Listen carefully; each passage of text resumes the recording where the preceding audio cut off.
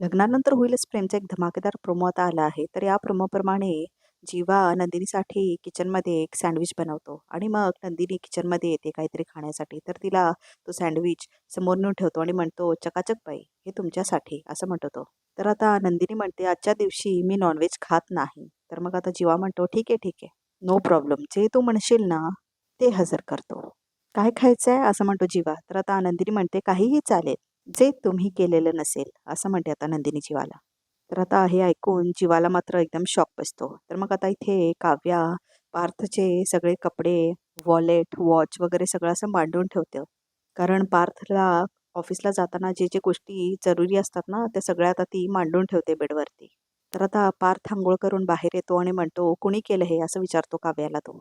"मीच केलं हे सगळं," असं म्हणते आता काव्या. तर आता पार्थ म्हणतो, "माणसाने आपल्या सवयी बदलू नये." खरं तर माणसानेच बदलू नये असं म्हणतो पार्थ काव्याला. तुम्हालाही बदलायची काही गरज नाहीये असं म्हणतो तो. तर आता हे ऐकून काव्याला मात्र खूप त्रास होतो आणि हा प्रोमो मात्र इथेच संपतो आणि ह्या चॅनलला आता नक्की सबस्क्राईब करा.